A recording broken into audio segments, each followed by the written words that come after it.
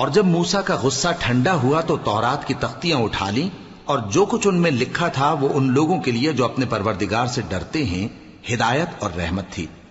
اور موسیٰ نے اس میعاد پر جو ہم نے مقرر کی تھی اپنی قوم کے 70 آدمی منتخب کر کے کوہ طور پر حاضر کیے۔ پھر جب ان کو زلزلے نے آ پکڑا تو موسیٰ نے کہا کہ اے پروردگار، اگر تو چاہتا تو ان کو اور مجھ کو پہلے ہی سے ہلاک کر دیتا۔ کیا تو اس فعل کی سزا میں جو ہم میں سے بے عقل لوگوں نے کیا ہے ہمیں ہلاک کر دے گا؟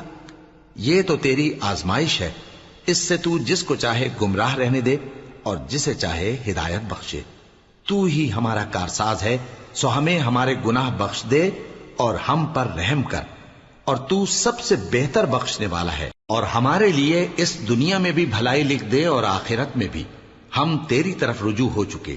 فرمایا کہ جو میرا عذاب ہے اسے تو جس پر چاہتا ہوں نازل کرتا ہوں، اور جو میری رحمت ہے وہ ہر چیز کو شامل ہے۔ میں اس کو ان لوگوں کے لیے لکھ دوں گا جو پرہیزگاری کرتے اور زکوٰۃ دیتے اور ہماری آیتوں پر ایمان رکھتے ہیں۔ وہ لوگ جو اس رسول یعنی نبی امی کی پیروی کرتے ہیں جن کے اوصاف کو وہ اپنے ہاں تورات اور انجیل میں لکھا ہوا پاتے ہیں، وہ انہیں نیک کام کا حکم دیتے ہیں اور برے کام سے روکتے ہیں، اور پاک چیزوں کو ان کے لیے حلال کرتے ہیں اور ناپاک چیزوں کو ان پر حرام ٹھہراتے ہیں، اور ان پر سے بوجھ اور طوق جو ان کے سر پر اور گلے میں تھے اتارتے ہیں۔